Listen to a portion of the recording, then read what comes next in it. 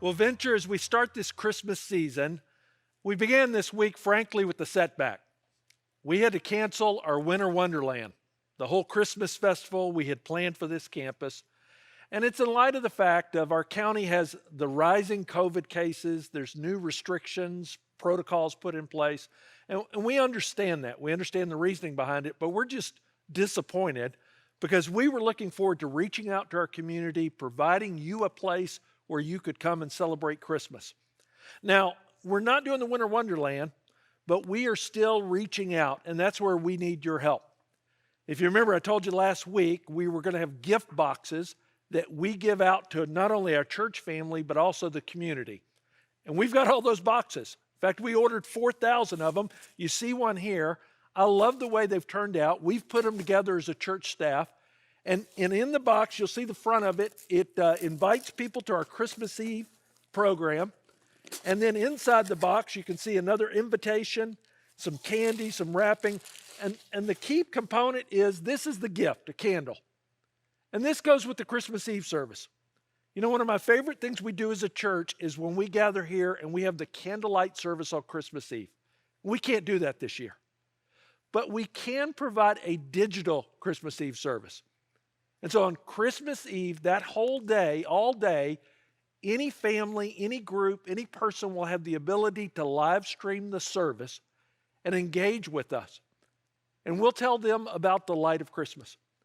And a key part of the service, instead of lighting candles here together as a church family, we'll be able to light candles all throughout our community. And so you're going to need one of these gift boxes. You're going to want one of these candles, but we don't want you to just take one for your home. We want you to take as many as you like, as long as you give them away. Guys, this is one of the easiest ways to invite people to engage in this service. If you would take this gift box, we're going to take several with the Lundy family, and we're going to put gift cards in them. And then we'll just go and have it, it's already wrapped up there, and give it to our neighbors and give it to friends that we have invited to Venture over the years. And through that simple gift, we're able to invite them to come and engage the service. And so I want to encourage you, you need to sign up. You can see on the screen there, venture.cc/gift box. And as you see there, if you'll go there, take a picture of it right now with your phone or write that down. But you need to go there and look how you can get a gift box. Some of you, if you want us to come and deliver, we'll deliver them to you. You can sign up for it there. One of the best ways you can do, and this is also a way you can engage with us as we're helping our community, is this coming Saturday and Sunday from 1 to 4 o'clock, December 12th and 13th, 1 to 4, we're going to have a drive-through pickup here on the campus. And you can drive through and pick up as many of these boxes as you want. And when you come, would you do this also? We're also doing a toy drive. We're partnering with City Team. And City Team is partnering with a lot of the families in our community who don't have the resources right now to buy their children's toys for Christmas. And so we're going to collect as many toys as we can at the toy drive. And then we'll give them to City Team. And what I love about it is they're going to give the toys to the parents so the parents can have the joy of giving the gifts to their kids. I think it's a great way for us to tangibly share the love of Christ. So December 12th or 13th from 1 to 4 o'clock, plan on coming to the church campus, dropping off toys, and picking up several gift boxes. Guys, this is not the season we would have planned, certainly not the way we wanted to celebrate. But you know, I believe God's in control. And I think He can use simple tools like this in a time period when people need to hear about Jesus. So will you partner with us? Will you come and pick them up, or will you let us know? We'll drop them off at your house. Will you donate toys? Will you partner with the families? We've got many families that we're partnering through our COVID fund, and we're linking them up with life groups. We're looking for every way possible that while we can't do some of the normal activities we would do, we can be active in our community sharing the light of Christ. In fact, that's what this whole series is about. It's about the light of Christmas.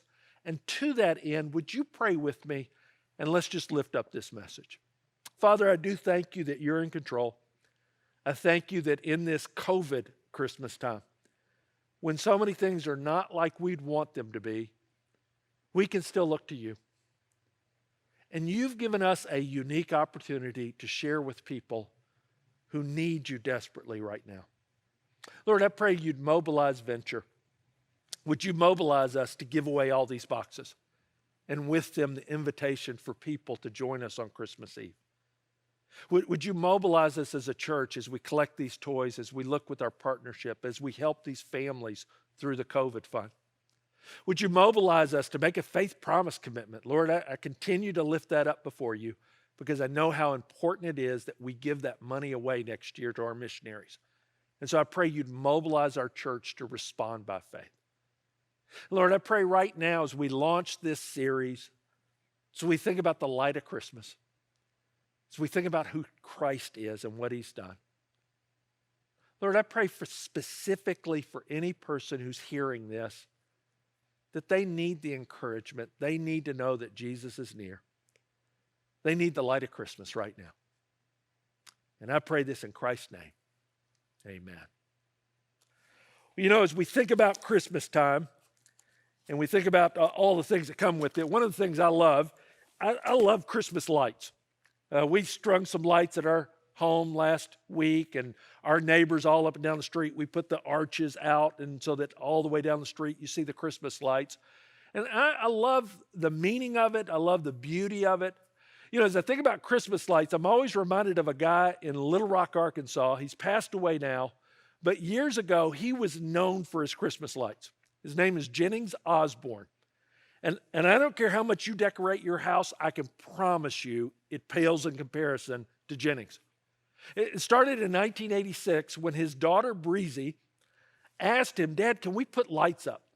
And Jennings, I met him once when we lived in Little Rock. He was a larger-than-life guy. He was an entrepreneur, very wealthy. And so he started out that first year, and he put up several thousand lights. I mean, he went all out. And he loved the response, and his little girl loved it so much that the next year he added to it.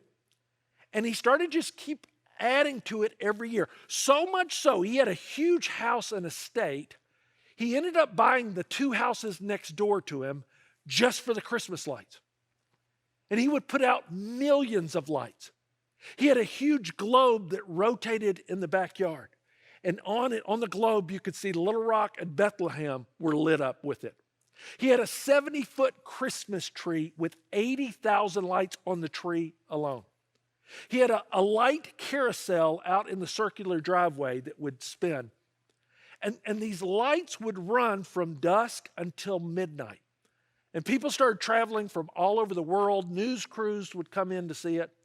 Everybody loved it, except his neighbors. So many cars were blocking the driveways that the neighbors, it would take them a couple of hours just to get out of the neighborhood. And so they took him to court. And they sued to have it limited or stopped. And Jennings was not the kind of person that took that lightly. So when they took him to court, his response was he added 3 million lights to the display. And it was so bright you could see it from space. And finally, the case went to the Arkansas Supreme Court. He tried to take it ultimately to the U.S. Supreme Court, and they wouldn't listen to it. But he was shut down. But his lights weren't.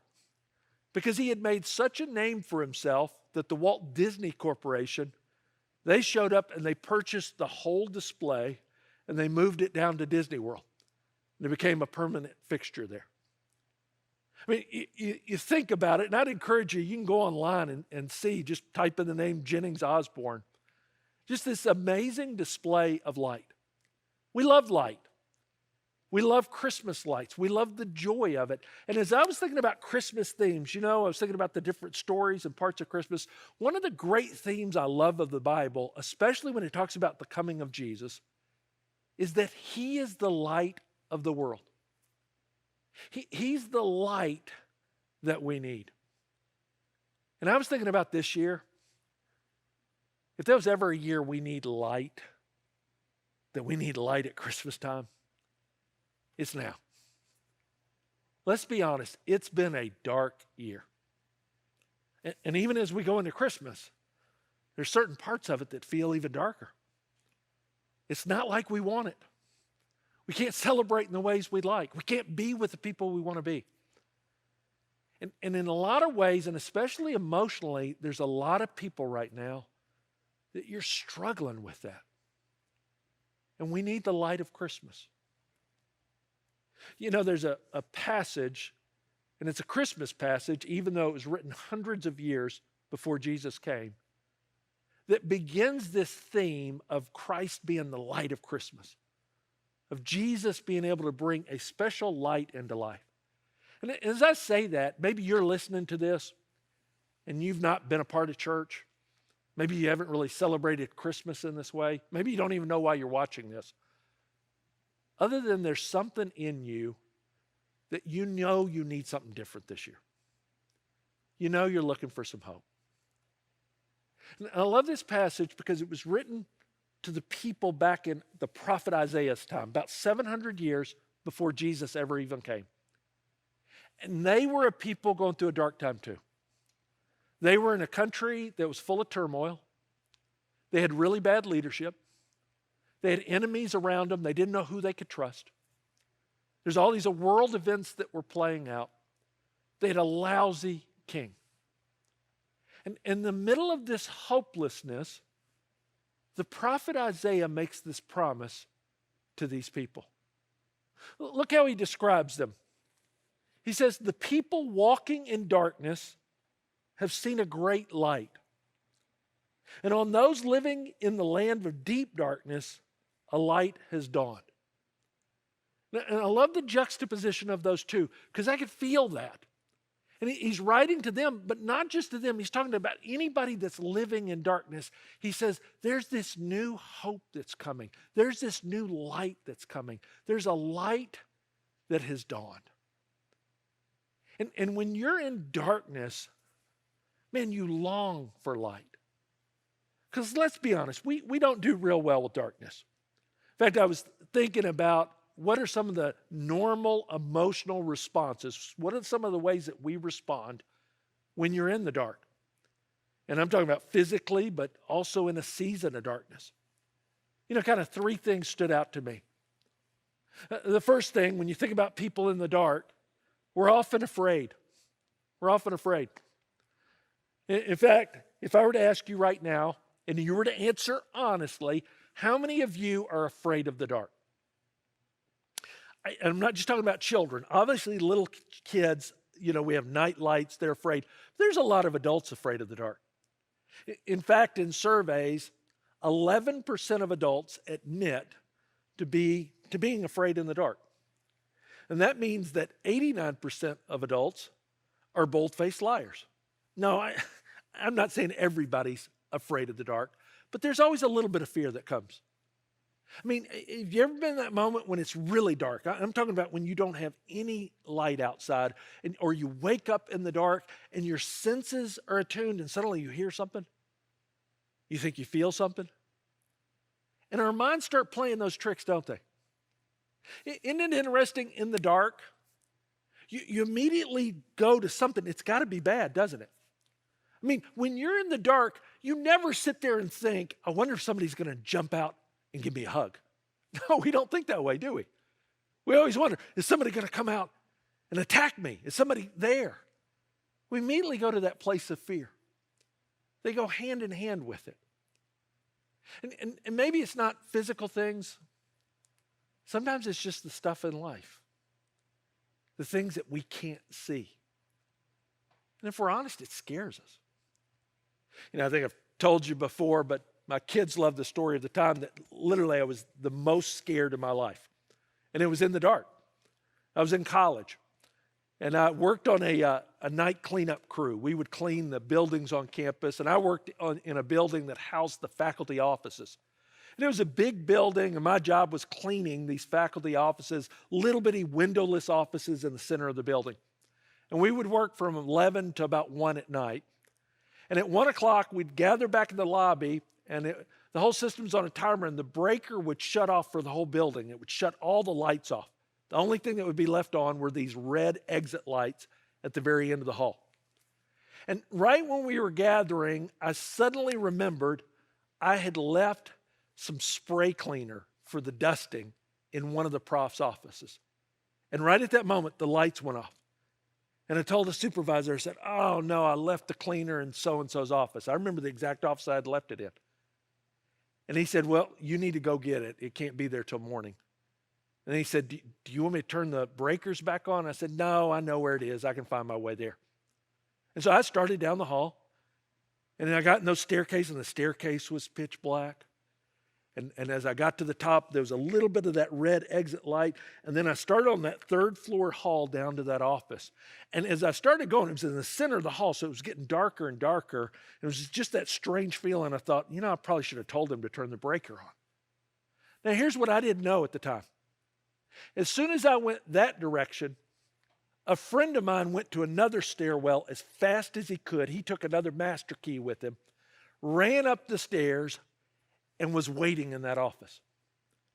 So here I am walking down the dark hallway, and I'm already kind of having those thoughts of like, this is a little strange, feels spooky. Felt like it was in the middle of a movie. And I get to the office, I can barely see enough to be able to get the key in, and I open the door, and it is pitch black in there. And then I start reaching on the desk because I knew the cleaner was right there. And as soon as I put my hand on the cleaner, suddenly I just felt it. Something's not right in here. And in that moment, he played it as well as you possibly could. In that moment, all he did is he leaned in the darkness, and he said my name, Tim. And I screamed. I screamed like a little girl, I screamed. I screamed. I had my hand on the cleaner, and it scared me so much, I threw the cleaner, and it went through a ceiling tile, went up into the ceiling. He had me dead to rights. I don't think I've ever been that scared in my life. Because in the dark there, you can't see it, and then to hear my own name, I thought it was a Grim Reaper. Now, I know a lot of you younger people are like, well, why didn't you just take out your cell phone? Why didn't you pull out the flashlight on that? There were no such thing as cell phones, okay? We had to be brave people back then, even if you didn't feel like it. See, in the dark, it's easy to be afraid. And I think in the darkness of what we're feeling right now, more than just a jump scare, I think there's a lot of people afraid.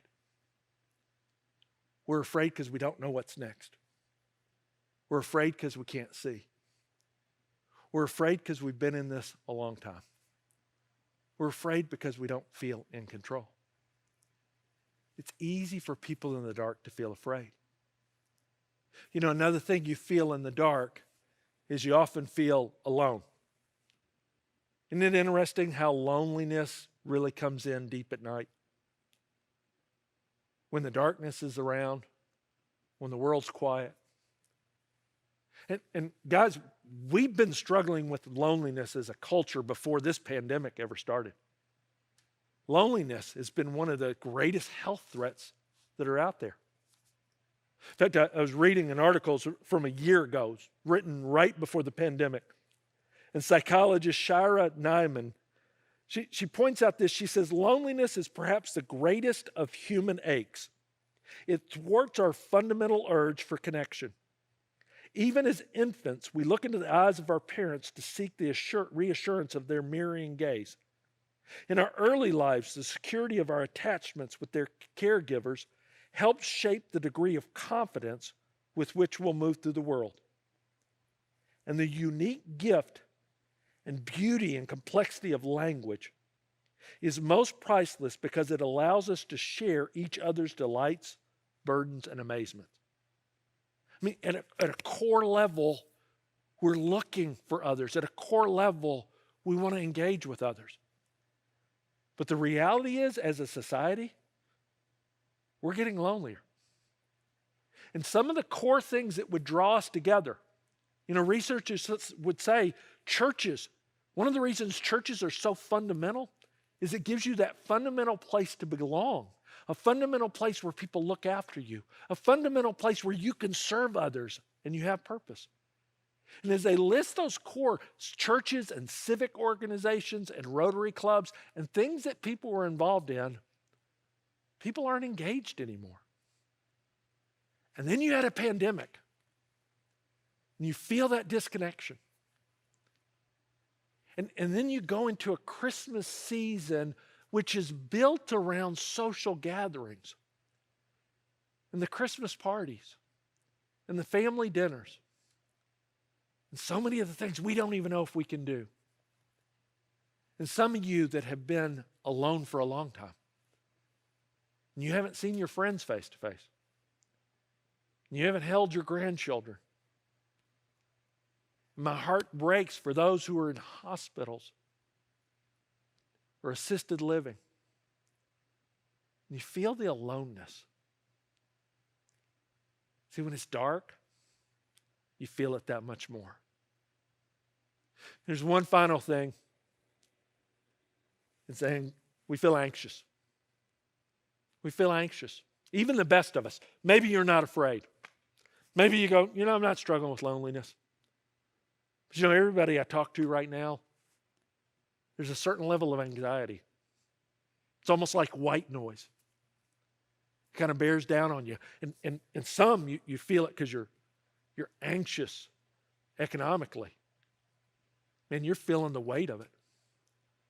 Some of the anxiety work-wise. Some of the anxiety of just not knowing. And that anxiety can build at a level, and especially for young people. Since COVID has begun, anxiety has doubled, all the rates of anxiety for young people in particular, who are trying to process this all. So as we look at people in the dark, afraid, alone, and anxious,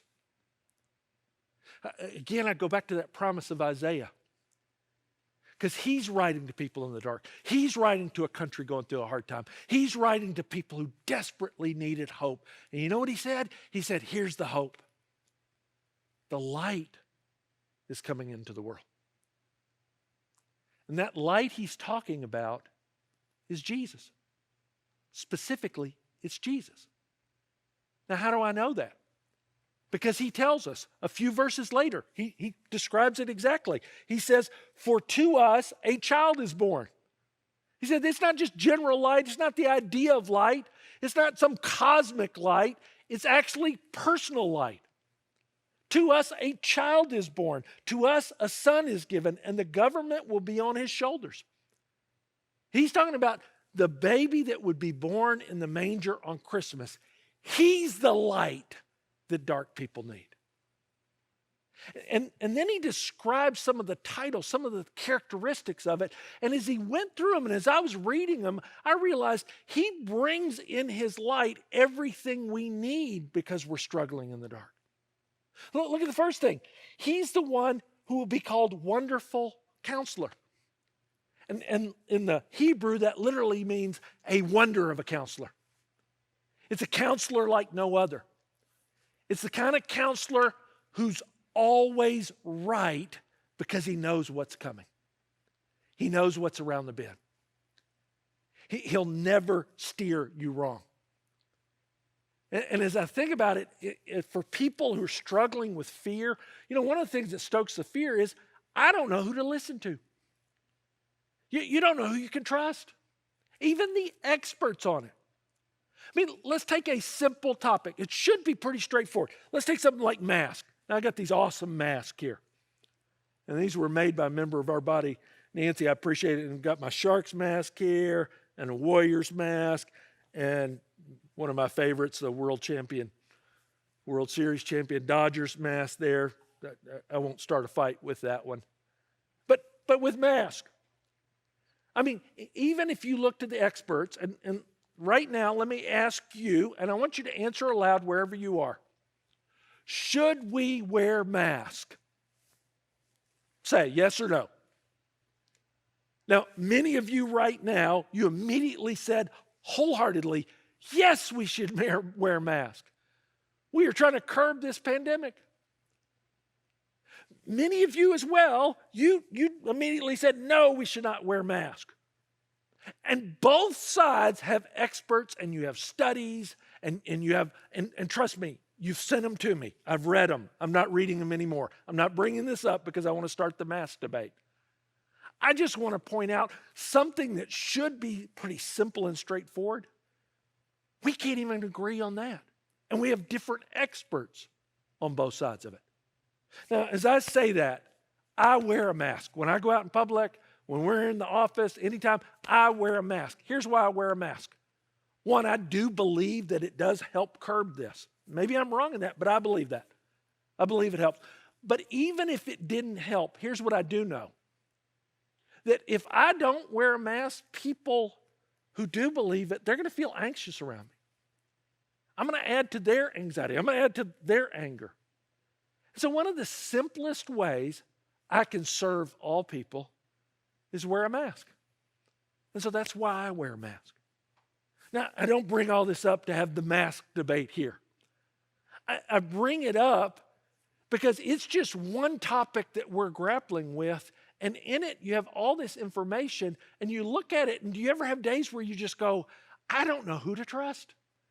I don't know who to listen to in it.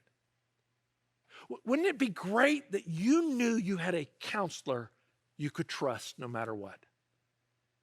And he never steers you wrong. Guys, I've had a lot of counselors in my life. I can think back at guidance counselors, personal counselors, consultants I've brought in, business counselors.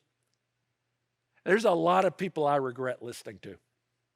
And it wasn't their fault. They were doing the best they could. They just couldn't see in the future. In fact, the person I regret listening to the most is me. I have given myself some bad counsel over the years. Not because I was trying to sabotage me. I just couldn't see. Here's what I love about Jesus. And here's what I can tell you unequivocally. If maybe you've never had a relationship with him, maybe you've never looked to him in this way, you need to hear me on this. I have never regretted listening to Jesus. I've never regretted doing what he tells me to do. I haven't always liked it. Sometimes it really cuts across what I would like to do, but I never have regretted it. Because he gives me counsel about the things that really matter the most. Now, the Bible's not some God book that tells you about masks and other things. But all through it, here's what you'll find. You'll find the truth about the things that matter to your soul. You'll find the truth about the things that matter to your family. You'll find the truth that matters to the things that matter how you do work and how you live your life and how you conduct yourself and how you build a character and how you have a relationship with God and how you know that you have eternity with him. And I promise you this, he's a wonderful counselor. He never steers you wrong. But if you're in the dark, it's one thing to have someone counsel you to tell you what to do. It's another thing to actually have someone who can help you do it. That's why I love the next term that he uses here. Look at it. He says, he's not just a wonderful counselor, he's a mighty God. Translation in the Hebrew, actually, he's a mighty warrior. El Gabor is the Hebrew word. He's a warrior. He's the victor. He's the one who overcomes. And really the stress of this is he's stronger than anybody else. He's bigger than anybody else. He's badder than anybody else. He is the bad Leroy Brown of the universe. And nobody can stand up to him. And I think sometimes we forget that at Christmas because he was humble enough to come as a baby.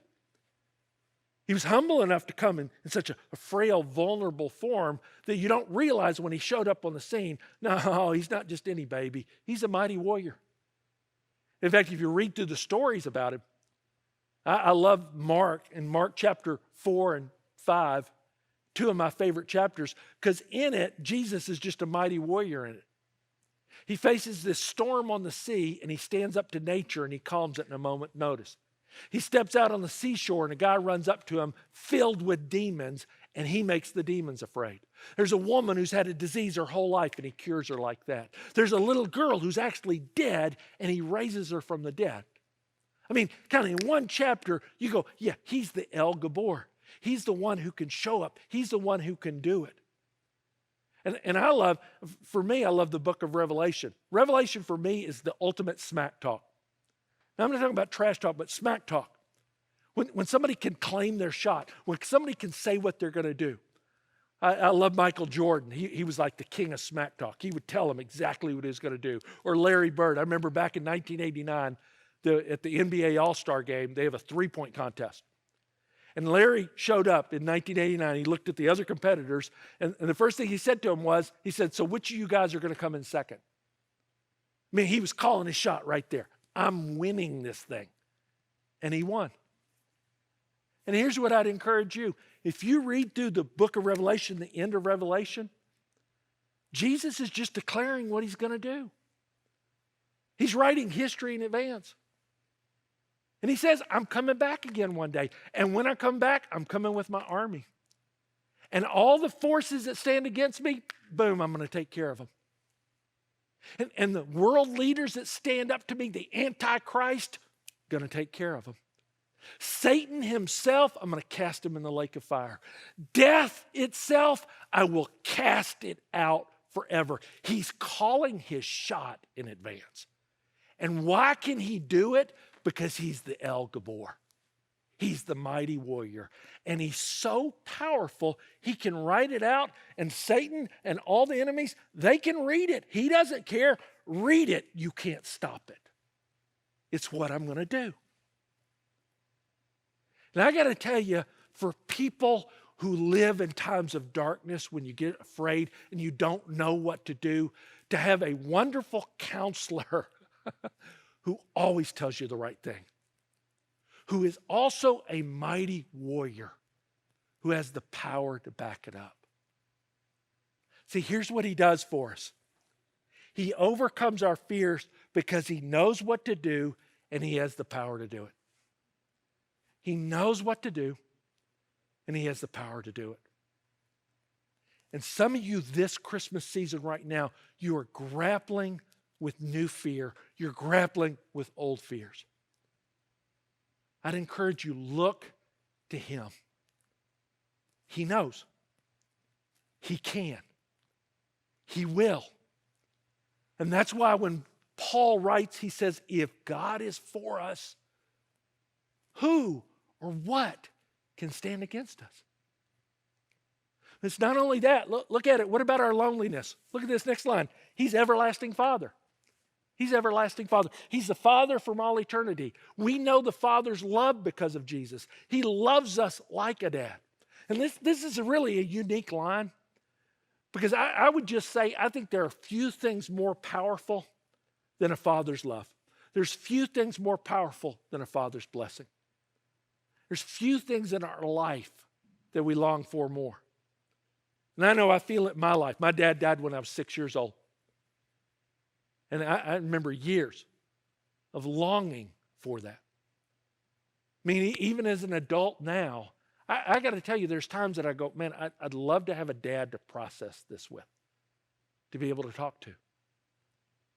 I work with men's ministry. I teach Better Man and I've worked with men for years. And I'm telling you, there's few themes that go as deep. It's often that father wound or that longing for that. You see it with athletes. I was noticing, I'll watch the show Chopped a lot on the cooking channel, that cooking competition. And it's always surprising to me how many times they'll ask the contestants, why are you here? And if you listen for it, you'll often hear, I'm here because I want to make my dad proud. I'm here because I want to prove something to my dad. You walk into a prison, walk in there today and ask how many of them grew up without dads, and almost every hand will go up. You listen to music, you watch movies, you'll see how deep this theme is. And isn't it interesting that when Jesus comes into the world as this light of the world, one of the things he brings is the love of the Father.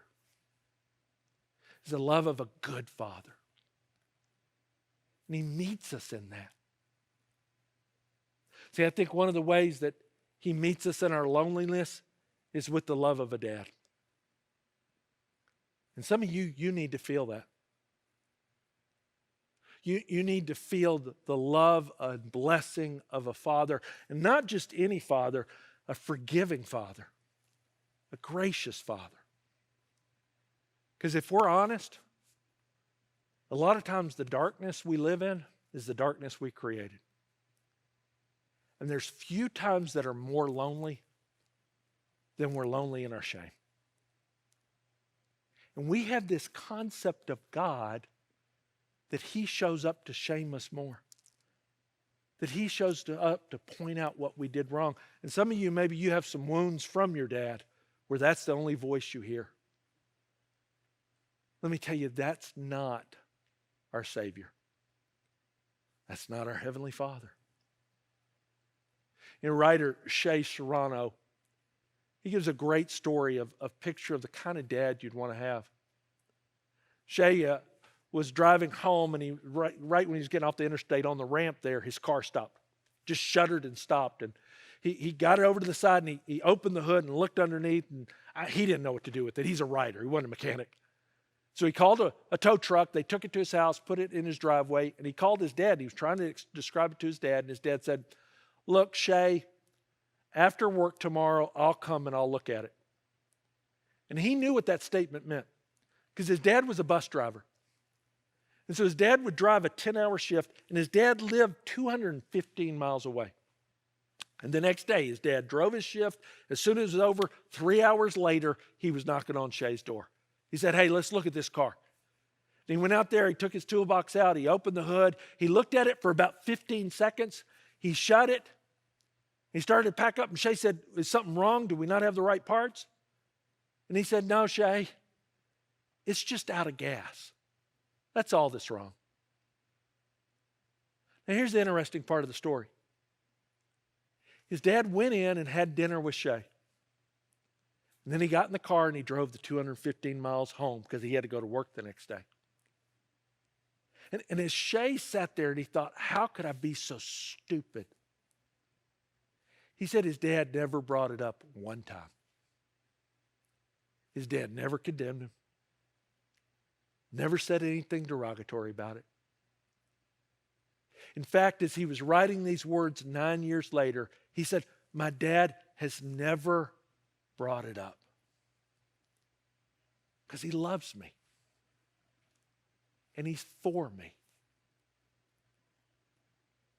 Guys, when Jesus describes the kind of love of the Father in the Bible, especially for sinful people, especially for people who blew it, then the most powerful story he uses is of a prodigal son who, when he finally decides he's tired of being alone and he goes home, he finds a dad who's been looking for him, who runs to meet him, who throws his arms around him.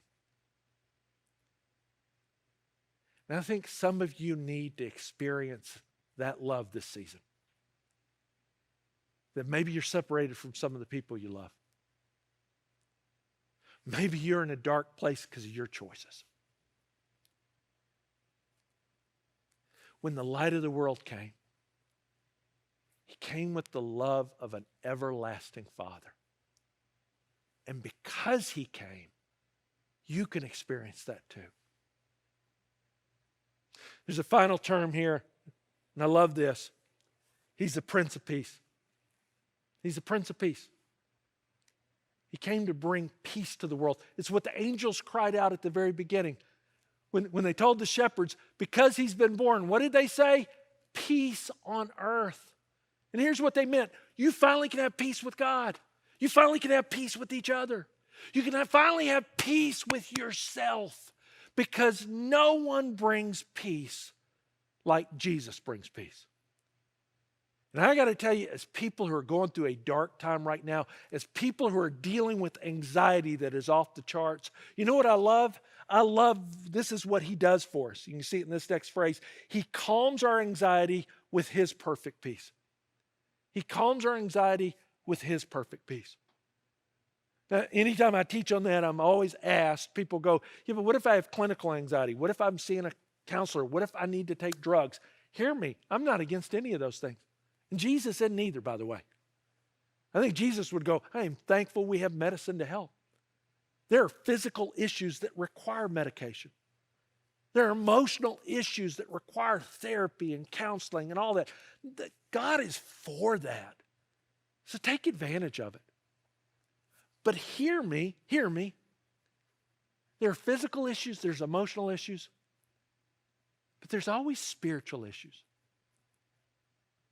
And there's something spiritually only Jesus can do. And don't pursue the one without embracing what he also provides. That he's the Prince of Peace. And he wants you to have peace at a spiritual level. He wants you to have peace with God. And I think as you experience that peace, it actually helps with the other parts of it. And I think all of us long for that. Now, peace doesn't mean that the problems go away. Peace does not mean that trouble goes away. In fact, it's been said, peace is not the absence of trouble. It's just the presence of Christ. And so that's why I love this verse. Jesus said, I told you these things so that in me you may have peace. In this world you're going to have trouble. But take heart, I've overcome the world. You know, for a long time in my life, especially when I was younger, I didn't really believe this. I thought trouble was the exception. I didn't realize when Jesus said, in this world you'll have trouble. And I've come to realize, every day has trouble of its own. And so instead of getting so upset every day when I face some kind of trouble, you know what I tell myself? I just kind of go, oh, there it is. Glad I found it today.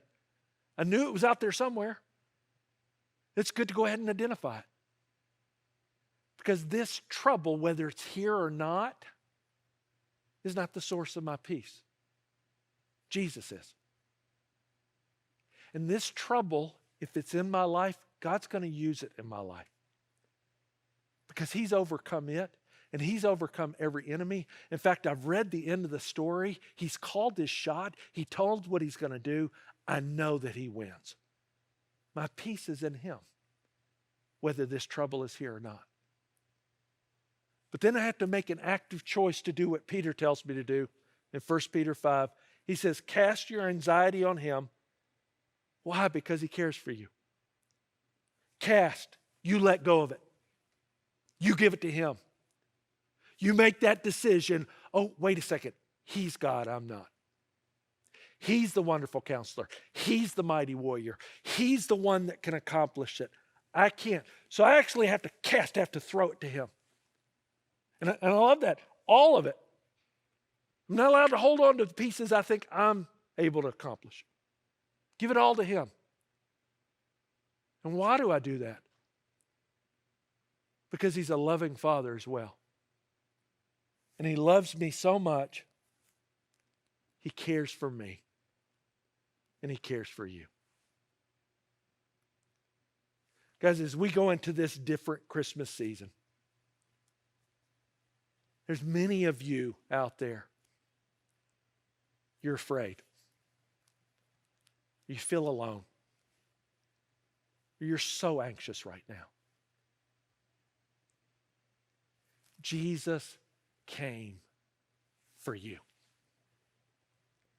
This is what Christmas is about. That the light actually came in the world. And he knows what to do, and he has the power to do it in your life too. He loves you like a father who wraps his arm around the prodigal who comes home. And he cares enough about you that you can give him all that anxiety. And it may show up the next day, give it to him again. It may show up the next hour, give it to him again. Sometimes I'll have days where the anxiety keeps showing up. That's not an indication that I don't love Jesus. It's just an indication I need him that much more. And so I have to cast it on him. And in that moment, I cast it not begrudgingly. I give it to him, and in that moment I go, oh, I'm so thankful you love me enough that you care about this. Would you embrace the light this year? Would you look to Jesus like this? Over the next several weeks, we're going to talk about all the ways he shows up as the light. But my prayer is that this week, as we begin this journey, you would truly embrace all that he brings. Let's pray. Father, I thank you. I thank you for Jesus. I thank you for Christmas. I thank you for the light that I need every day. I thank you that you are God and I am not. You know what you're doing and you have the power to do it. So help me to trust you in that. Lord, I thank you that you are a loving Father, not a condemning Father, not a judgmental Father, but a loving Father. And I desperately need it. Lord, I thank you that even today, whatever anxiety I'm carrying, whatever anxiety we feel, we can give it to you right now because you care for us. Lord, I pray for anybody that maybe they've never experienced this. Maybe this is really foreign to them. Would you give them enough ability to just trust you to take a baby step, a next step, to really believe that you're real, to really believe you operate like this, to put some faith in you today so that they can experience the light of Christmas. And we pray this in Christ's name. Amen.